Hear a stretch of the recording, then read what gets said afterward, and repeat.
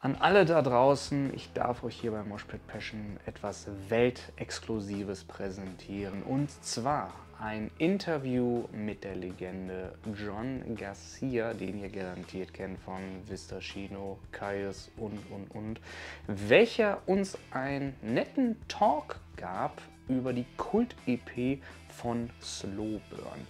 Jene EP wird jetzt zum Record Store Day der Black Friday Edition nochmal neu rausgebracht. Ich dachte mir, das ist ein perfektes Happening, um mit John über die Band, die Kult-EP, aber auch seine persönlichen Zukunftspläne zu sprechen. Daher würde es mich sehr, sehr freuen, wenn ihr unsere Arbeit hier schätzt, uns sehr, sehr gerne ein Abo da lasst. Das hilft uns, das hilft dem Kanal, damit wir auch weiterhin solche geilen Künstler und Special euch hier präsentieren können. Ich würde auch sagen, ich wünsche euch jetzt viel Spaß nach dem Intro und mit John Garcia.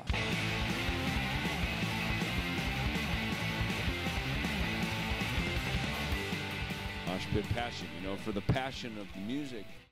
Liebe Leute von Moshpit Passion, wie ihr sehen könnt, ich, Kaio, bin hier nicht alleine, sondern ich habe heute einen besonderen Gast, und zwar ist das John Garcia.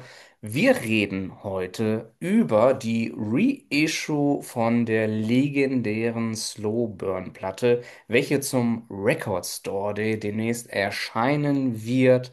Und ich würde sehr, sehr gerne mit euch jetzt eintauchen in die Band, in die damalige Zeit. And so, John, thank you very much for your time and to do the interview about Slow Burn and also about the upcoming reissue. Yeah, no, thank you, Kai. The pleasure's all mine. I appreciate it. I haven't, you know, talked about Slow Burn in I don't know how many years. So thank you for giving me an opportunity to be on your show. I I have a soft spot in my heart for Germany. Germany has always treated me very, very well. And since the very first time I went over there to the last time, it's always been a highlight of my tours when I come over there. So thank you very much. I appreciate it.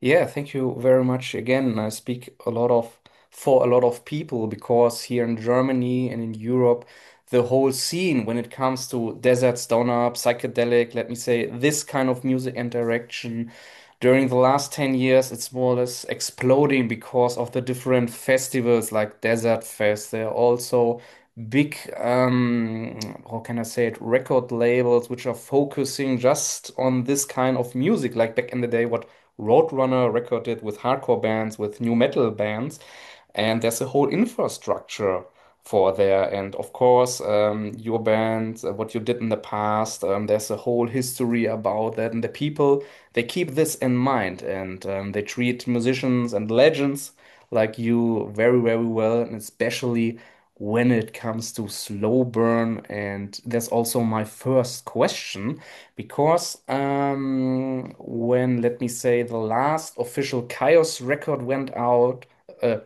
came out, and the first EP of Slow Burn, it is just a small time frame. And how did you experience that transition? And what motivated you to start a new project with Chris, Damon, and Brady? Um, Good question. And I'm gonna backtrack a little bit Yeah. when we talk about this genre of music, and then we talk about um, uh, you know the word legend, right? So I think that, with all due respect, I think that that word gets kind of thrown around loosely a little bit. So I'm a, I'm a father. I'm a husband. Um, I have a full-time job. I work at a very successful animal hospital in Palm Springs. I'm a veterinary technician. I take care of my three doctors, and this is my life, and I love it. I'm very fortunate. when we talk about, legends and so on and so forth, and my name's involved in that, I kind of I chuckle just a little bit, because again, I'm a father to a 22-year-old, uh, uh, my daughter, and my 16-year-old son, and so I think of myself as just a dad, really, and a husband. Am I still involved in music? Kai, every spare moment of my life is devoted to music, and when Caius broke up, to answer your question, I immediately there were three guys that I knew that were ready to go at a moment's notice, and that was, like you said, their names. It was Chris, it was Brady, it was Damon, and it was very apparent to me that they were ready to go, and I jumped at the chance, and I went in, and we had an agenda, and our agenda was, um, to continue not where Caius left off. I don't think anybody could do that, and that's just my own personal opinion. But we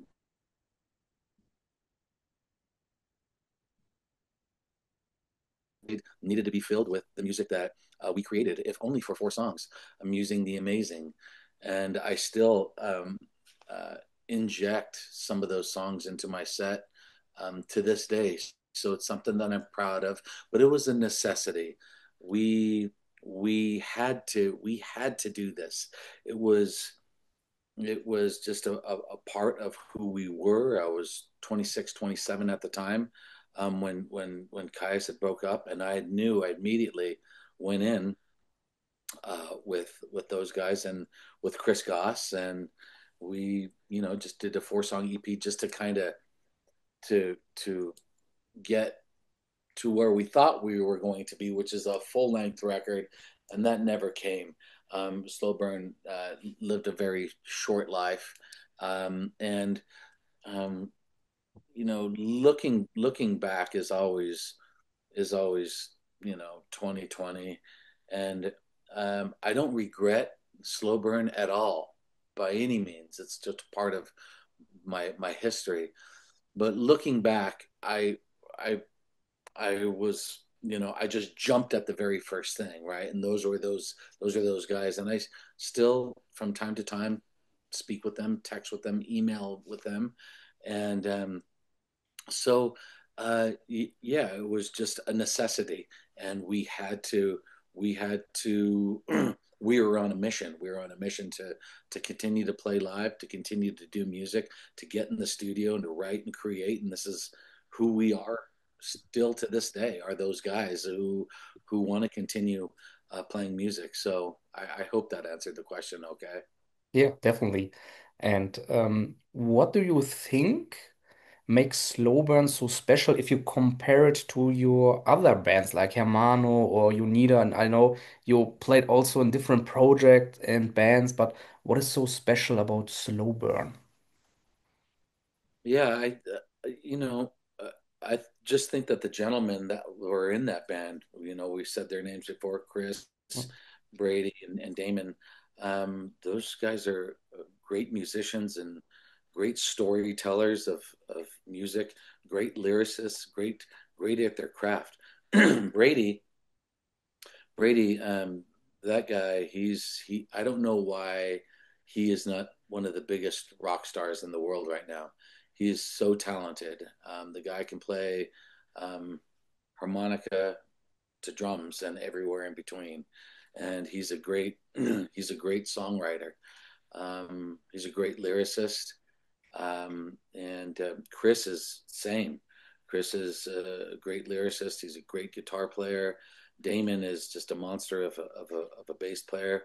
But as far as Slow Burn is concerned, and the amazing is concerned, I you know I don't know why just that four song EP made a big impact. Maybe it was because of that was uh, the right after Kyuss, and this was another another band that I decided to be in. And as you stated, Slo Burn, Unida, Hermano, Vista Chino, so on and so forth. And I say this all the time.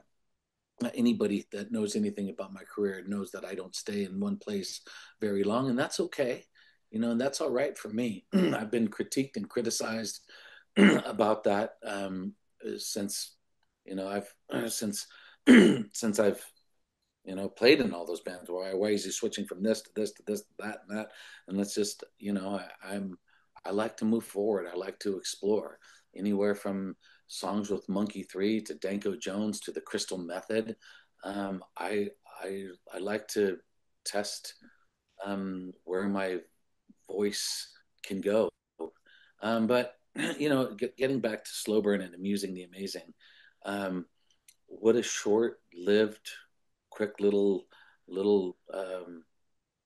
record that we did. And Kai, honestly, I haven't been asked this question in over a decade, so well over a decade. So to me, these old feelings and emotions of cropping up and finding the words to explain to you what that meant to me and what that meant to us.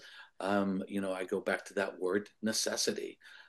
Regardless of what type of waves it made in the musical industry, it was just a necessity, and it still continues to be a necessity in all of our lives. And I think everybody's still involved in music in some way, somehow, some form. So, yeah. One of my favorite tracks is Pilot the Dune. I hope I pronounced it right. Pilot the Dune. And it has such an iconic groove. And what inspired, for instance, the lyrics and vocals on the EP, or especially when it comes to the track? And did you carry over any vocal techniques directly from your previous projects or bands? Yeah, Pilot the Dune, I think that was presented to me by Chris Hale. I think that he was the main writer of that one.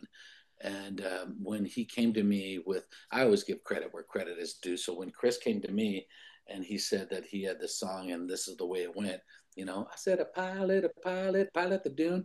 We had that part, and then we had the verse part. And the verse part, um, I wrote uh, these lines of music that fit along, the energy of the verses. Um, and my lyrics have always been really abstract, and I tell people, try not to decipher them. I tell them whatever they mean to you, um, that's what it should mean. They mean something totally different to me. Mm. Growing up at that point in time when I was still 26, 27 years old. Um, but as far as my vocal ability, carrying on from Kyuss or Katzenjammer to Kyuss to Slo Burn, my voice is just evolving and still finding the range. I think that those guys knew exactly where my pocket was, where I could go from low to high and stay within that range, and they knew that tuning. And I always like that tuning. I always like, because I sat really well in that pocket, and I think that's where um, I do best, is in that tuning.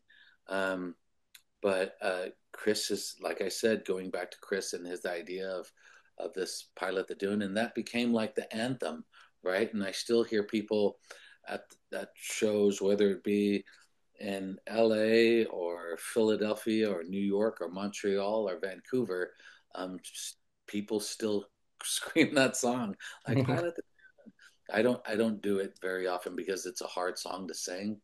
But yeah, it wound up to be like an anthem for Slow Burn, which is cool.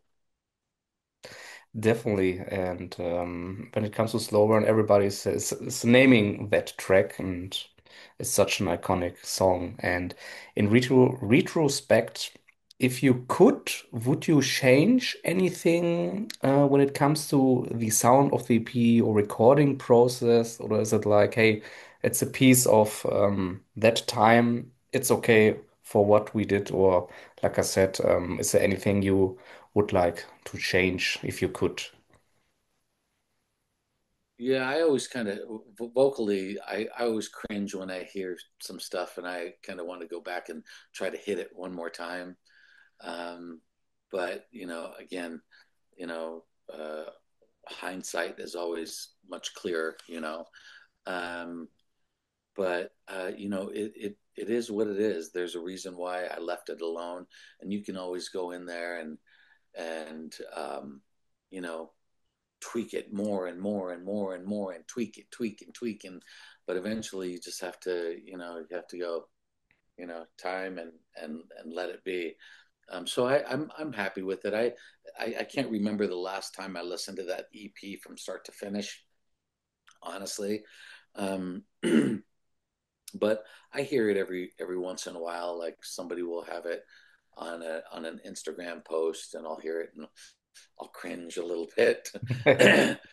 But it is what it is, and I'm proud of that, Kai. Actually, I'm proud of Slow Burn. I am, and I still play it in my set, whether it be July or even All These Walls. Some of these songs that did not get a chance to to be properly recorded, I'll still play some of these songs, and it's something that it's in my repertoire, and I'll continue to do that. And it's still fun for me to sing some of these songs. Can you tell us a little bit about when it comes to the reissue, which is now coming out at the Record Store Day, Black Friday, in November? Yeah, how was this kind of project developed? Who came up with this kind of idea, and how much were you involved in the process, and even when it comes to the remastering? Yeah, so it. I don't know if you've ever heard the label of Delicious Vinyl. Delicious Vinyl, they were big on hip hop and a lot of rap, and then they had one of their arms, their rock arms called Malicious Vinyl. And Malicious Vinyl was more of their rock label, right? We had Slow Burn, they had Lit, they had a few other rock bands on that label as well. But so I played a show recently at the Fonda Theater in LA in Hollywood, and this was just a few months back. And Rick Ross, the main Yeah, the yeah. main the main guy behind Delicious and Wow. Malicious, he came to the show, and Rick's a friend of mine, and he said, we're thinking about this idea, record store day, and we want to you know do a bunch of you know you know re-release. I'm using the amazing, and I was like, sure, absolutely. But this is Rick Ross I'm talking to, right? So anything that Rick Ross presents presents me with, I'm 99.99% going to say yes. And this was done backstage at the Fonda over a span of a 5-minute conversation, and it was a very easy yes for me. I mean, so even having this conversation, I didn't know that this was gonna, you know, crop up in the interviews, you know, um, but when Malicious and their team said that you wanted to have a conversation with me, I was like, sure, why not? This is something that's cool. I haven't talked about it for a while, and Slow Burn is. I have a lot of respect for Slow Burn, and I have a lot of respect for those guys, regardless of of the demise of Slow Burn and what could have been, and it's just something that I think it should be celebrated, and I think that you know it certainly deserves another look, another go around. And if there's an opportunity, and if people want to listen to that record one more time, then absolutely, here's our opportunity. And I certainly jumped at the chance, and I'm stoked. I'm stoked that people are still listening to it. I'm stoked that people still want to go out and buy it. And I'm just very appreciative to the fact, and it doesn't go obviously unnoticed or unappreciated. And the amount of the amount of appreciation that I have for Rick wanting to do something like this is really cool, and I'm very thankful. I'm very honored, and I just think it's something that it's just I'm in a unique position where something like this can happen, and again, I go back to that word, being very thankful and appreciative. And when it comes to, let me say, the whole remastering process, did the record company send you also a copy to like, hey, please give it a try. It's a remastering, okay? Or was it like, here's the final product, you got it here, and it's more or less done because we sent it to the pressing farm and everything more or less was done, or were the band or you involved into the remastering process? Yeah, no, I wasn't involved in any of that. Rick, I trust Rick. I trust his team. When it comes to mastering for a band like Slo Burn, there's not a lot that you can do that hasn't already been done. So, with the exception of technology today, can make things a little bit more, Mm. you know, whether it be brighter or a little bit more bass heavy, um, or EQ it a little bit more. There's not a lot that that you can do to it. But I trust Rick and I trust his team, and so it wasn't a big thing as far as I know. I had nothing to do with it, to be quite honest with you. Let Mm. the record straight. State that I had nothing to do with it. But again, I trust Rick. I trust Delicious Vinyl and their team. And so again, it's just an honor to be Mm. involved with that label and Rick Mm. in some form. And Rick's just a really Rick's just a really really cool, down to earth, just genuine guy, and so I trust him. So when he presented this to me, it was an easy yes. There was not a doubt in my mind that we couldn't do this, and it's just something that I thought it'd be cool. Mm. And how is the let me say record store culture in the US or even in your town? For instance, here in Germany, if you compare huge companies like Walmart in the US or even Target, we have similar companies over here which are selling records, but we have also a lot of smaller independent record store and stores, and also the owner, they are completely nerds. They know, oh, if I would say John Garcia, do you know that guy? Yeah, he played in that band. Here we have this record and this kind of record. There's a whole culture. And yeah, how is it in your town, and what is your connection when it comes to the record store day in general? Yeah. Yeah, you're right. Target has vinyl, a lot of mainstream stuff, right?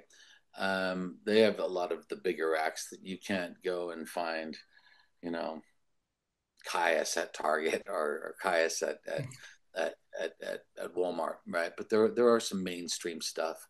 There are a few little mom and pop record stores here in the desert. And I've been to a couple of them. But when I buy vinyl, typically it's at a show. The last vinyl that I bought, I went to a show at Pappy and Harriet's, and there was this band called Rickshaw Billy's Burger Patrol. Right, and I went to go see the Sword, right, and the Sword are they're friends of mine, and Mm. I became friends with them when they opened up for Vista Chino a decade ago, and they were incredible then, and they're incredible now.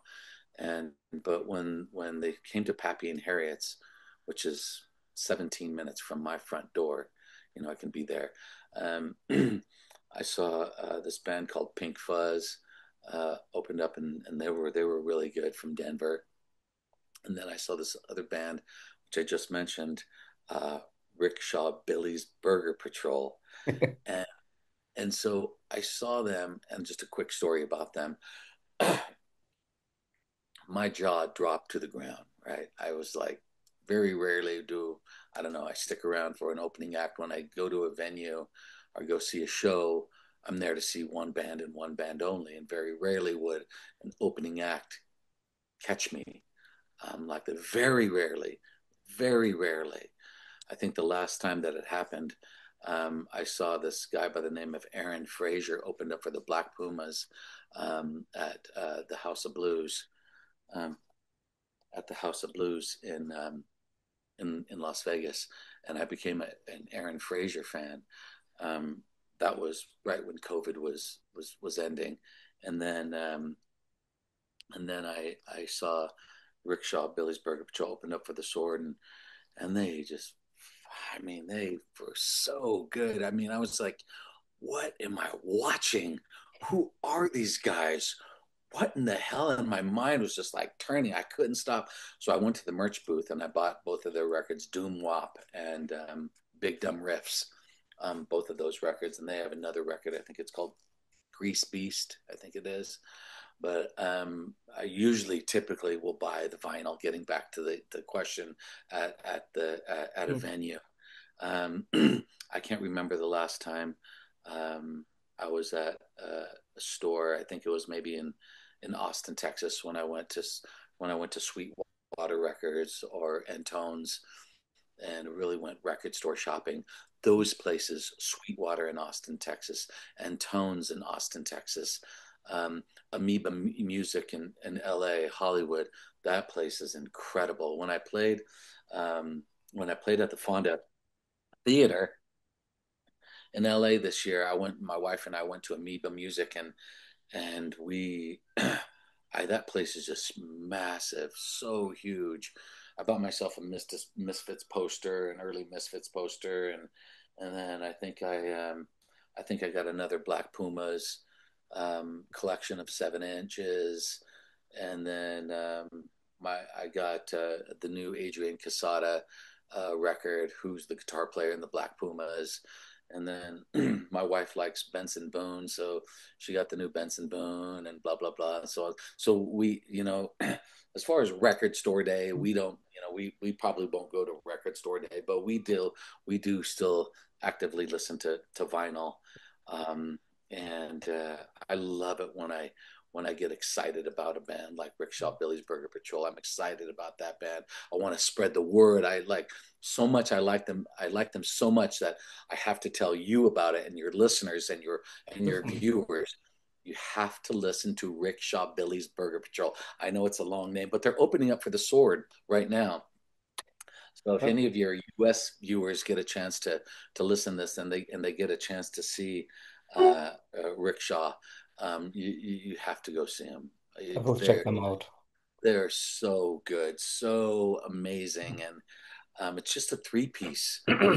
But they're so heavy, and their riffs are incredible.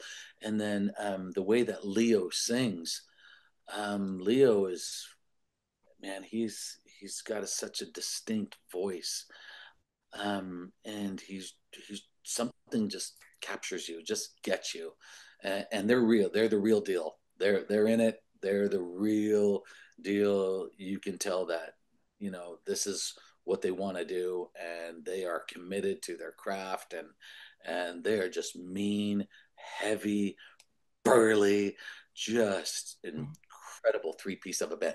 Sorry for that, but Yeah. record store day. Yes, there are a few places Wendy and I don't go to them, but there are a few little choice places. I have 2 questions left, and my second last question would be now it's a record store day exclusive. Sometimes a band is getting some copies, and they're like they're similar, let me say, projects that records will be re-released, and some bands getting copies, and they're setting up a special kind of like website, and they are offering also merchandise products like a shirt or hoodies, because merchandise goodies were out of print, or sold out for a specific time, or even offering records, or especially in your case the EP, which maybe would be signed. Are there any plans like that you are offering the record on a online store, like if there's a signed version from you or of all band members, or even like a t-shirt or hoodie, something like that? Or is it like, no, it's totally fine, it's okay. This is just the EP which you can get on the record store. There will be no exclusive merch, etc. Yeah, that's correct. No, I wish there would have been something like that, but you know, if you go down that rabbit hole and you want to do something like that, that takes a lot of time and effort, believe it or not, to get something like that done and to have everybody, on a united front going down that line. But no, we wanted to keep it simple, straightforward. Here's a little re-release. Here's another little taste. And as far as I know, you are, you and your show, and this particular, YouTube show, you guys got the exclusive on this, and nobody else did. So this is more for really you and your show and your viewers to know that this is something special. It doesn't happen very often, and if you want to, relive those slow burn songs, this is your chance to hit to the record store, and I'll be coming over there in 2027. And I'm most likely will be playing a slow burn song. So if you go to the record store and you come to my shows, whether it be in 2027, you bring it to me, I will sign it for you, no problem. But that's about as the record store kind of promotion as we're gonna get. So but again, I would like to say that I'm working on my new record. And as a matter of fact, pre-production starts today. I have a guy flying. My guitar player Dave Angstrom is flying in from Denver today, and pre-production starts today from 4 to 9 o'clock, and then again tomorrow. So the new record is on its way. It's going to be my solo record, and it's going to be released late 2026, early 2027, and I'll be over there for a super extensive tour in 2027. So I'm stoked to know that I'm coming back to Germany. I'm excited, and so if I have anything to do with it, my son will be there, my wife will be there, and so I'm excited about it. So I had to plug that as well. Sorry. So thank you.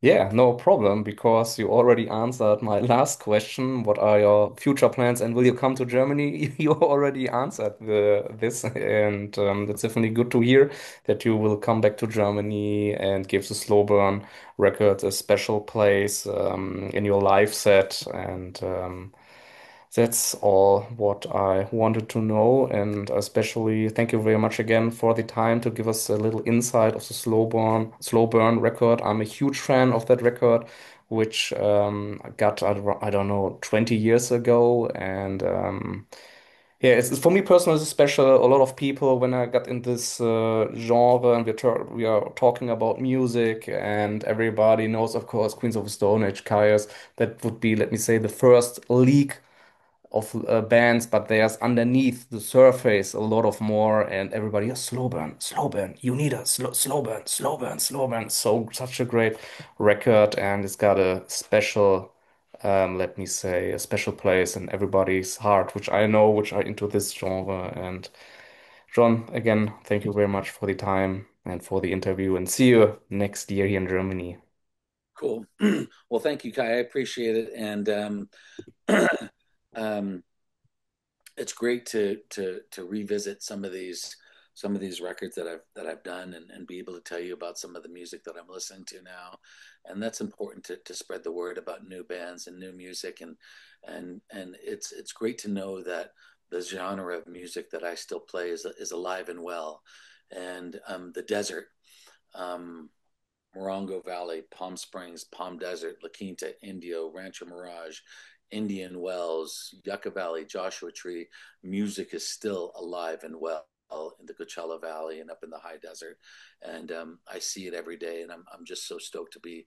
You can't see it, but here in my home, it's beautiful, sunny fall day, and to be able to talk about music like this is very, very cool to me. So thank you very much for having me on your show. I really appreciate it, and God bless you, man, and you take care, and to you and your listeners, keep on rocking out, and thank you again. I appreciate it very, very much. John, thank you very much. All the best. See you next year. Bye bye. Cheers. Bye-bye.